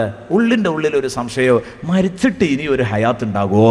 ഇവനിങ്ങനെ ഒരു തോന്നലാണ്, മരിച്ചിട്ട് ഇനി ഇവിടെ ഒരു ഹയാത്ത് ഉണ്ടാകുമോ, അങ്ങനെ ഒരു ജീവിതമോ വരാനുണ്ടോ എന്ന് ഇവനിങ്ങനെ തോന്നിപ്പോകുക. അങ്ങനെ ഒരു ചോദ്യമോ മനസ്സിൻ്റെ ഉള്ളിൽ ഇങ്ങനെ വരുമ്പോൾ അത് ശരിക്കും ഇവനെ വഴിപിഴപ്പിക്കും. എന്നാൽ എൻ്റെ പ്രിയപ്പെട്ട ചെറുപ്പക്കാരാ, വരും ഇതൊക്കെ വരാനുള്ളതാണ്. ഇങ്ങനെ ചോദിക്കുമ്പോഴാണ് ഞാനൊരു ചെറുപ്പക്കാരനോട് തെറ്റു ചെയ്യുമ്പോൾ മോനെ നീ ചെയ്യുന്നത് ഇത്ര മോശമാണ്, നാളെ നരകം വരാനില്ലേ എന്ന് ചോദിക്കുമ്പോൾ ആ ചെറുപ്പക്കാരൻ പറയുന്നത് അങ്ങനെയൊക്കെ നോക്കിയാൽ ജീവിക്കാൻ പറ്റുമോ ഉസ്താദേന്നാ. കണ്ടോ, ഇതൊക്കെ തന്നെ ആഖിറത്തിൽ വിശ്വാസമല്ല എന്ന് പറഞ്ഞത്. മരിച്ചിട്ടല്ലേ അതൊക്കെ അവിടെ വെച്ചങ്ങോട്ട് കാണാ. ഈ അവിടെ വെച്ചങ്ങോട്ട് കാണാന്ന് പറയാൻ ധൈര്യപ്പെടൂല. അത് ധൈര്യപ്പെടുന്നത് എന്തുകൊണ്ടാണെന്നറിയോ? പ്രിയപ്പെട്ട സുഹൃത്തേ, പ്രിയപ്പെട്ട സഹോദര, പ്രിയപ്പെട്ട സഹോദരി, ആ ധൈര്യം കിട്ടുന്നത് അങ്ങനെയൊന്നും ഉണ്ടാവൂലേ എന്ന ഒരു തോന്നൽ മനസ്സിൻ്റെ ഉള്ളിൽ എവിടെയോ വരുന്നുണ്ട്. പ്രിയപ്പെട്ട സുഹൃത്തെ, നീ ചിന്തിച്ചോ, അല്ലാഹു തആല നാളെ ഇതാ സർവ്വത്തോന്യാസികളെയും നരകത്തിന്റെ വക്കത്തേക്ക് കൊണ്ടുവന്നിട്ട് അല്ലാഹു തആല യൗമ യുദഊന ഇലാ നാരി ജഹന്നമ ദആ, നരകത്തിലേക്ക് കൊണ്ടുവന്നിട്ട് നരകാവകാശികളെ തള്ളപ്പെടുന്ന നാള് സൂറത്ത് തൂറിലെ ശക്തമായ ചില വചനങ്ങൾ ഞാൻ നിങ്ങളെ കേൾപ്പിക്കുകയാണ്. അതാ ഇന്ന് ഇത് കേറേണ്ടതുപോലെ തലക്ക് പിടിച്ച ഒരാൾക്ക് ഇന്നു രാത്രിയിൽ ഉറക്കം വരില്ല, ഉറപ്പാണ്. ഉറക്കം വരാതെ തിരിഞ്ഞും മറിഞ്ഞും കിടക്കും നിങ്ങൾ. പറഞ്ഞു ഫലിപ്പിക്കാൻ സമയക്കുറവ് മാത്രമാണ് ഉള്ളത്. ആയത്തുകൾ വളരെ കടുപ്പമുള്ളതാണ്. അതാ കൊണ്ടുവന്ന നരകത്തിലേക്ക് അവരെ തള്ളപ്പെടും. ആ തള്ളപ്പെടുന്നതിന്റെ മുമ്പ് അവരവിടെ നിർത്തും. ഇമാം റാസി പറഞ്ഞു, ഖുർആൻ പറഞ്ഞത് തന്നെ യൗമ യുദഊന, അവരെ തള്ളപ്പെടും. നരകാവകാശികളെ തള്ളപ്പെടല, വൃത്തികെട്ട സാധനമൊക്കെ കൊണ്ടുപോയി തള്ളല, അത് സമർപ്പിക്കലില്ല. അല്ലേ, സമ്മാനം സമർപ്പിച്ചു എന്ന് പറയും, പുരസ്കാരം സമർപ്പിച്ചു എന്ന് പറയും, നൽകി എന്നൊക്കെ സാധാരണ പറയാറുണ്ട്. പക്ഷേ വൃത്തികെട്ട സാധനമാണെങ്കിൽ കോയിപ്പാട്സ് കൊണ്ടുപോയി റോട്ടിൽ തള്ളി എന്നാ പറയാ, സമർപ്പിച്ചു എന്ന് പറയൂല. വൃത്തികെട്ട സാധനം തള്ളല. യൗമ യുദഊന ഇലാ നാരി ജഹന്നമ ദആ, ആ നരകത്തിന്റെ വക്കത്ത് നിർത്തിയിട്ട് പടച്ച റബ്ബിനൊരു ചോദ്യമുണ്ട്. എന്താണ് ആ ചോദ്യം എന്നറിയോ? കേട്ടോളൂ. എന്ത് നരകം, എന്ത് സ്വർഗം, അതൊക്കെ നടക്കാനുള്ളതാണോ മുസ്ലിയാരെ എന്ന് ചോദിച്ച് അതാ പിന്നെയും പാൻസിന്റെ തലപ്പ് താഴ്ത്തിയിട്ട് നടന്ന ചെറുപ്പക്കാരാ, അതാ എത്രയോ സഹോദരിമാരും സഹോദരന്മാരും ചീത്തയായ സീഡികൾ വാടകക്കെടുത്ത് അതാ സ്ഥിരമായി കണ്ടുകൊണ്ടിരിക്കുന്നവരുണ്ട് എന്ന് ചില ആളുകൾ എന്നെ പ്രത്യേകിച്ച് വിളിച്ചറിയിച്ചു. അതുകൊണ്ട് എൻ്റെ പരിചയത്തിലുള്ള പലരും ഇതിൻ്റെ ദിവസവും ഇത് നുണയുന്നവരാണ്. അതുകൊണ്ട് അത് ഉണർത്തണം എന്ന് പറഞ്ഞിട്ടുണ്ട്. ഞാൻ എൻ്റെ പ്രിയപ്പെട്ട സുഹൃത്തുക്കളോട് പറയുന്നു, ഈ തരം തോന്നിയാസികളെ മുഴുവനും അല്ലാഹു തആല കണ്ടുകെട്ടും. നരകത്തിൻ്റെ വാതിൽക്കൽ കൊണ്ടുവന്നിട്ട് അല്ലാഹ് ചോദിക്കുകയാണ്, എടോ ഈ നരകത്തെക്കുറിച്ചായിരുന്നു അന്ന് വയല് കേട്ടിരുന്നത്, ഒരു പേടിയും തോന്നിയില്ല അല്ലേ? ഹാദിഹിൻ നാറുല്ലതി കുൻതും ബിഹാ തുകദിബൂൻ, എന്തു നരകം, എന്തു സ്വർഗം എന്നൊക്കെ നിങ്ങളന്ന് ചോദിച്ചില്ലേ? ആ നരകമാണടാ 70,000 മലക്കുകൾ ചേർന്ന് 70,000 മൂക്കയറുകളിൽ തൂങ്ങിപ്പിടിച്ച് നരകത്തെ നിയന്ത്രിച്ച് കൊണ്ടുവരികയാണ്. ആ നരകം ഇങ്ങനെ ഉറഞ്ഞു തുള്ളുമ്പോൾ അത് കാണിച്ചിട്ട് പടച്ചോൻ പറയാണ്, ഹാദിഹിൻ നാറുല്ലതി കുൻതും ബിഹാ തുകദിബൂൻ, നിങ്ങൾക്ക് വിശ്വസിക്കാൻ പ്രയാസമുണ്ടായിരുന്ന നരകമാണടോ ഇതാ, ഇതിനെയായിരുന്നു നിങ്ങൾ കൊഞ്ഞനം കുത്തിയിരുന്നത്, ഇതാ നിങ്ങൾ ഉണ്ടാകൂലേ എന്ന് കരുതിയത്. അഫസിഹുറുൻ ഹാദാ അം അൻതും ലാ തുബ്സിറൂൻ, അന്ന് നരകത്തെക്കുറിച്ച് വയലു കേൾക്കുമ്പോ, ഇന്ന് ഞാനിതൊക്കെ പറയുമ്പോൾ പക്ഷേ എൻ്റെ സദസ്സിലിരിക്കുന്ന ഏതെങ്കിലുമൊക്കെ ദുർബല വിശ്വാസികൾ, എൻ്റെ സദസ്സിൻ്റെ ഓരത്തു നിന്ന് ശ്രദ്ധിച്ചുകൊണ്ടിരിക്കുന്ന ഏതെങ്കിലുമൊക്കെ പിടുത്തം വിട്ട ചെറുപ്പക്കാർ ചിന്തിക്കുന്നുണ്ടാകും, ഈ നരകമൊക്കെ വരാനുള്ളതാണോ? എന്താ ഈ മുസ്ലിയാർക്ക് സുഖല്ലേ, ഇതൊക്കെ ഒരു ഓലപ്പാമ്പല്ലേ, ഇതൊക്കെ ഒരു പല്ലുമ്മത്തൊപ്പയല്ലേ എന്നൊക്കെ വിശ്വസിച്ച് നിൽക്കുന്നവരൊരു പക്ഷേ കൂട്ടത്തിലുണ്ടാവും. ഇല്ലേ, നമ്മൾ ചെറുപ്പത്തിലുണ്ട് ഉമ്മ, നമ്മൾ ഭക്ഷണം കഴിക്കാത്തപ്പോൾ ഉമ്മ പറയും, മോനെ വേഗം അങ്ങോട്ട് തിന്നോ, അല്ലെങ്കിൽ പല്ലുമ്മത്തൊപ്പം വരുമെന്ന് പറയും, അല്ലെങ്കിൽ കോത്താമ്പി വരുമെന്ന് പറയും. ആ സാധനം ഇന്ന് വരെ നിങ്ങൾ കണ്ടിട്ടുണ്ടാവില്ല. എനിക്ക് ഇത്രയും വയസ്സായിട്ട് ഞാൻ ഇതുവരെ കണ്ടിട്ടില്ല. ചെറുപ്പത്തിൽ കേട്ടിട്ടുണ്ട്, പല്ലുമ്മത്തൊപ്പം വരും, കോത്താമ്പി വരും, അങ്ങനെ സാധനമല്ല. അതെന്താ? നമ്മളെ പേടിപ്പിച്ച് നിർത്താനുള്ളൊരു ഭാവനാ സൃഷ്ടി, ഒരു ഭാവനാ സൃഷ്ടിയാണ്. എന്നതുപോലെയാണ് ഈ നരകം സ്വർഗം എന്നൊക്കെ പറഞ്ഞത്. അത് നമ്മളെ പേടിപ്പിച്ചിട്ട് ഇങ്ങനെ നിർത്താനുള്ള ഒരു പരിപാടിയാണ് എന്ന് സാധാരണ ചെറുപ്പക്കാർ പറയാറുണ്ട്. അത്തരം ആളുകളെ ഇങ്ങനെ കൊണ്ടുവന്നിട്ട് അള്ളാഹു ചോദിക്കാണ്, അഫസിഹുറുൻ ഹാദാ, ഇത് മായാജാലമാണോ, ഇത് പല്ലുമ്മത്തൊപ്പയാണോ, ഇത് ഉട്ടോപ്പിയാണോ? പ്രിയപ്പെട്ട സുഹൃത്തേ, ഇത് ഭാവനാ സൃഷ്ടിയാണോ, ഇത് കോത്താമ്പിയാണോ? അം അൻതും ലാ തുബ്സിറൂൻ, അതോ ഇപ്പോഴും കണ്ണു തുറന്ന് കാണുന്നില്ലേ? ഇല്ലെങ്കിൽ ഇല്ല എന്ന് പറ, ഉണ്ടെങ്കിൽ ഉണ്ട് എന്ന് പറ. അള്ളാഹുവിൻ്റെ റസൂൽ പറഞ്ഞു, ഉണ്ടെന്നല്ലാതെ ഇല്ല എന്ന് പറയാൻ ഒരു പോക്കിരിയും തയ്യാറാവൂല. ഞാനിതിങ്ങനെ പറയുമ്പോൾ ഓർത്തു പോവുകയാണ്, 2 സാഹിത്യകാരന്മാരെ കുറിച്ച് ഓർത്തു പോകുകയാണ് ഈ സദസ്സിൽ വെച്ചിട്ട്. 2 സാഹിത്യകാരന്മാരെ കുറിച്ച് ഓർത്തു പോവുകയാണ്. ഞാൻ കഴിഞ്ഞ ദിവസം പരാമർശിച്ചിരുന്നു വൈക്കം മുഹമ്മദ് ബഷീറിനെ കുറിച്ച്. ആ വൈക്കം മുഹമ്മദ് ബഷീർ ഒരിക്കൽ വേറെ ഒരു സാഹിത്യകാരനുമായിട്ട് ഇങ്ങനെ സംസാരിച്ചുകൊണ്ടിരിക്കുമ്പോൾ പരലോക സാധ്യതയെക്കുറിച്ച് അദ്ദേഹം പറഞ്ഞപ്പോൾ അദ്ദേഹം അതിനെ ശക്തമായി വിമർശിച്ചു. ജോൺസൺ ഐരൂർ എന്നാണ് അദ്ദേഹത്തിൻ്റെ പേര്. അദ്ദേഹം അതിനെ ശക്തമായി വിമർശിച്ചു. അങ്ങനെ ഒരു പടച്ചോനില്ല, അങ്ങനെ ഒരു ദൈവമല്ല, ദൈവം പൊടി പോലും ഇല്ല എന്ന് പറഞ്ഞു. അപ്പോൾ വൈക്കം മുഹമ്മദ് ബഷീർ അതിന് കൊടുത്ത മറുപടി, ഞാൻ ആ കഥ ഇങ്ങനെ വായിച്ചപ്പോൾ എനിക്ക് തോന്നിയത് ഖുർആനിലെ ഈ ആയത്ത് ഇങ്ങനെ ഓതിയപ്പോൾ അതേ ഒരു സ്വരം അതിനിങ്ങനെ തോന്നി. എന്താണത്? വൈക്കം മുഹമ്മദ് ബഷീർ അന്ന് പറഞ്ഞു ജോൺസൺ ഐരൂരിനോട്, എന്നാലേ എൻ്റെ പൊന്നു മോനെ, നീ മരിച്ചങ്ങ് ചെല്ല് എൻ്റെ റബ്ബിൻ്റെ മുമ്പിലേക്ക്. ജഹന്നമെന്ന കത്തിയാളുന്ന നരകമുണ്ടല്ലോ, ആ നരകത്തിൻ്റെ മുകളില് അള്ളാഹു നിന്നെങ്ങനെ കൂട്ടിങ്ങോട്ട് പിടിച്ചിട്ട് നിന്റെ ഈ ചപ്രചടവൻ താടിയും തലയും ആദ്യം ജഹന്നമിൻ്റെ മുകളിൽ അങ്ങോട്ട് കാണിക്കും. അപ്പം അത് സറസറോന്ന് കത്തി അങ്ങോട്ട് പോകുന്നു. അതൊക്കെ ബഷീറിൻ്റെ ഭാഷയാണ്, വായിക്കുന്നവർക്കറിയും. സറസറോന്ന് പറഞ്ഞിട്ട് താടിയും തലയൊക്കെ കത്തിയാണ് പോകും. കരിഞ്ഞിട്ട് ഇങ്ങോട്ട് എടുത്തു വെച്ചിട്ട് അള്ളാഹു ചോദിക്കും, ഇപ്പം എങ്ങനെ ഉണ്ടായിരുന്നേന്ന് ചോദിക്കും. ഇപ്പം എങ്ങനെ ഉണ്ടായിരുന്നേന്ന് ചോദിക്കും അള്ളാഹു തആല. നോക്ക് നിങ്ങൾ, നരകത്തിലേക്ക് മുമ്പിൽ നരകം കണ്ട് കൊണ്ടുവന്നിട്ട് അള്ളാഹു റബ്ബുൽ ഇസ്സത്ത് ചോദിക്കുകയാണ്, അഫസിഹ്റുൻ ഹാദാ അം അൻതും ലാ തുബ്സിറൂൻ, ഇപ്പോഴെങ്ങനെയുണ്ട്? അപ്പം ഐരൂര് നിഷേധിയായിരുന്നു, അയാൾ തികഞ്ഞ നാസ്തികനായിരുന്നു, ദൈവനിഷേധിയായിരുന്നു. അയാൾ പറഞ്ഞു, അപ്പോഴും പറയും ബഷീറെ, ദൈവം പൊടി പോലും ഇല്ലെന്ന് ഞാൻ. നോക്ക് നിങ്ങൾ, അപ്പം അതിന് ബഷീർ നല്ലൊരു മറുപടി പറഞ്ഞു. അതിൻ്റെ അങ്ങേപ്പുറത്തൊരു മറുപടിയുമില്ല. ബഷീർ പറഞ്ഞു, എരി തീയിൽ ഉഷ്ണിക്കുന്നു എന്ന് പറയുന്ന, നല്ല ചുട്ടുപഴുത്ത തീയിലേക്ക് എടുത്തിട്ടപ്പോൾ ഒരാൾ എന്തോ ഒരു ചൂടും പോകാൻ, എരി തീയിൽ ഉഷ്ണിക്കുന്നു എന്ന് പറയുന്ന ഈ മുഷടനോട് ഇനി ഞാൻ എന്ത് പറഞ്ഞു തിരുത്താനാണ്? ഇവനെ നന്നാക്കാൻ പറ്റില്ല എന്നാണ്. അവിടെ എത്തുമ്പോഴും നിഷേധിക്കാനൊരുങ്ങുകയാണെങ്കിൽ എന്തർത്ഥാണ്? എന്നാ നിഷേധിക്കോ? ഇല്ല. റസൂലുള്ളാഹി പറഞ്ഞു, ഏതു ധിക്കാരിയും നിഷേധിക്കില്ല. കേട്ടോ ഇതിന്റെ ബാക്കി. അള്ളാഹുവിന്റെ ഹബീബ് പഠിപ്പിക്കുന്ന അള്ളാഹുവിന്റെ ആയത്തുകൾ ഓതിയിട്ട് അതിന് നബി സല്ലല്ലാഹു അലൈഹി വസല്ലം തങ്ങളുടെ വിശദീകരണത്തോടുകൂടെ നമ്മളെ പഠിപ്പിക്കുന്ന അം അൻതും ലാ തുബ്സിറൂൻ, എല്ലാവരും പറയുന്നു നഅം അബ്സർന, അതേ പടച്ചോനെ, ഇത് കടുപ്പാണല്ലോ പടച്ചോനെ, ഇതിലെ ഒരു പൊരി ഇതാ കൊട്ടാര സമാനമായ തീപ്പൊരിയാണല്ലോ പടച്ചോനെ. അന്ന് വയലു കേട്ടിരുന്നു, സൂറത്തുൽ മുർസലാത്തിൽ ആയത്ത് കേട്ടിരുന്നു, കൊട്ടാര സമാനമായ തീപ്പൊരികളാണ്, അതിൽ നിന്ന് ഉയരുന്നത് ഇന്നഹാ തർമീ ബിശറരിൻ കൽ ഖസർ. അന്ന് വയലു കേട്ടിരുന്നു. പക്ഷേ അതൊക്കെ അന്ന് ഞാൻ കൊഞ്ഞനം കുത്തി. അത് പറയുന്നവനോട് എനിക്ക് പുച്ഛമായിരുന്നു. അത് പറയുന്നവനെ ഞാൻ നേരം വെളുക്കാത്തവനായി ചിത്രീകരിച്ചു. അവനൊക്കെ നേരം വെളുക്കാത്തവന്റെ കൂട്ടത്തിൽ ഞാൻ തള്ളി. പക്ഷേ ഇപ്പോൾ എനിക്ക് നേരം വെളുത്തിരിക്കുന്നു. അബ്സർതു, പടച്ചവനെ എനിക്ക് ബോധ്യപ്പെട്ടിരിക്കുന്നു പടച്ചവനെ. പക്ഷേ അങ്ങനെ ഒരു അബദ്ധം എന്നിൽ വന്നുപോയെങ്കിലും ഈ നരകം സഹിക്കാൻ എന്നെ കൊണ്ടാവില്ല. നീ എനിക്ക് പൊറുക്കണേ പടച്ചവനെ എന്ന് ഈ സാക്ഷാൽ ഐരൂരും പറയുമ്പോ അല്ലാഹു തആല പറയാൻ, അഫസിഹ്റുൻ ഹാദാ അം അൻതും ലാ തുബ്സിറൂൻ. ഇത് ചോദിച്ചിട്ട് അടുത്ത ആയത്ത് നോക്കിക്കോ, ഇസ്ലൗഹാ. എടാ, അതൊക്കെ ദുന്യാവ് നോക്കേണ്ടിയിരുന്നു. ഇവിടെ വന്നപ്പോ നല്ല ഖേദമുണ്ടല്ലേ, ഇപ്പൊ രക്ഷപ്പെടുത്തണം എന്ന് പറയാലേ. അവിടുന്ന് ഇത് പറഞ്ഞപ്പോഴും യുക്തിഭദ്രമായി അത് വിശദീകരിച്ചപ്പോഴും വീണ്ടും അതിനെ കുതിര കയറിയില്ലേ. ഇസ്ലൗഹാ, ഈ നരകത്തിൽ പോയിട്ട് കത്തി എരിഞ്ഞടോ. ഇസ്ലൗഹാ. അപ്പം പറയാണ്, പഠിച്ചോനെ കത്തി എരിയാം, പക്ഷേ സഹിക്കാൻ കഴിയൂലല്ലോ, തൊലിക്കട്ടിയില്ല പഠിച്ചോനെ എനിക്ക്. അള്ളാന്റെ വാക്ക് ദാക്ഷിണ്യം തൊട്ടു തീണ്ടാത്ത ഒരു ഉത്തരവതാ വരുന്നു. ഇസ്ലൗഹാ ഫസ്ബിറൂ ഔ ലാ തസ്ബിറൂ സവാഉൻ അലൈക്കും. അല്ലാഹു തആല പറയാൻ, ഫസ്ബിറൂ ഔ ലാ തസ്ബിറൂ, നിങ്ങൾ ക്ഷമിച്ചാലും വേണ്ടിയില്ല ക്ഷമിച്ചില്ലെങ്കിലും വേണ്ടിയില്ല, സവാഉൻ അലൈക്കും, രണ്ടും കണക്കാണടോ. നിങ്ങൾ ക്ഷമിച്ചാലും വേണ്ടിയില്ല, വാവിട്ട് കരയാണെങ്കിൽ കരഞ്ഞോ, കരയാതെ വാ അടച്ചു പിടിച്ച് നിയന്ത്രിക്കുകയാണെങ്കിൽ പിടിച്ചോ, ക്ഷമിച്ചാലും വേണ്ടിയില്ല, പൊറുതിയേട് കാട്ടിയാലും വേണ്ടിയില്ല, എന്നോട് പറയണ്ട, പോയി കത്തടാ.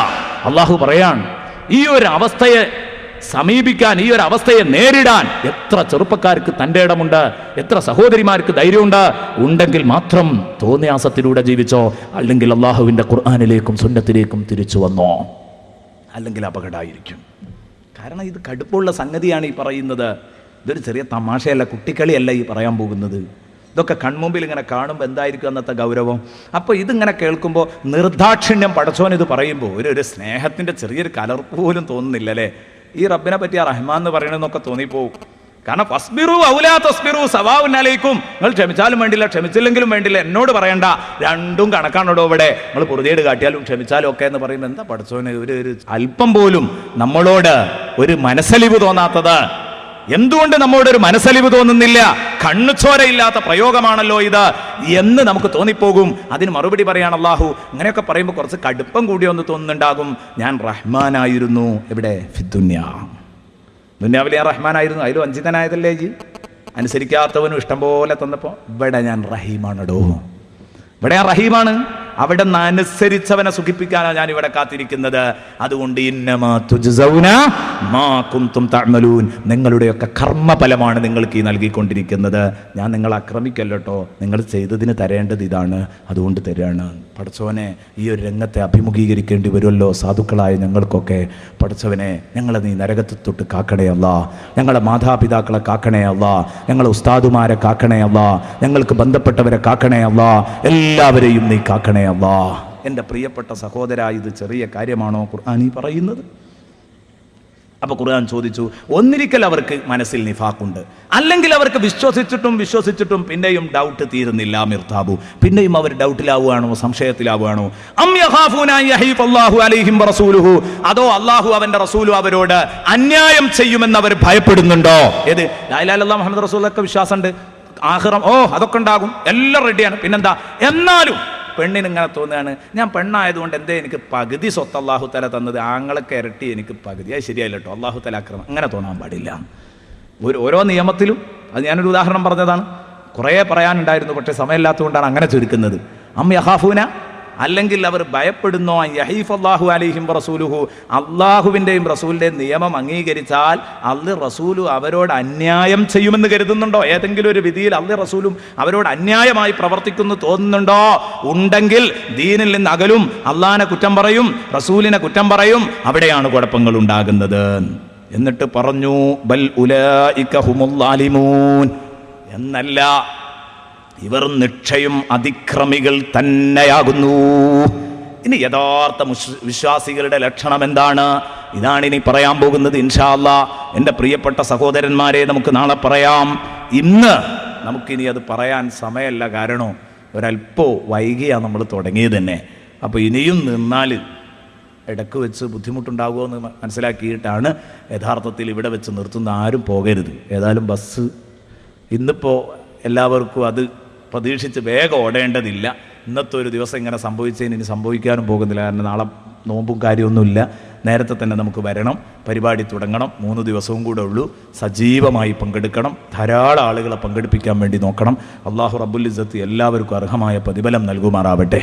ഒരു സഹോദരി ഇന്നലെ മിനിയാന്നത്തെ പ്രസംഗത്തിൽ 3 ആളുകളെ സഹായിക്കാമെന്ന് അള്ളാഹു ഏറ്റിട്ടുണ്ടെന്ന് ഉസ്താദ് പറഞ്ഞു.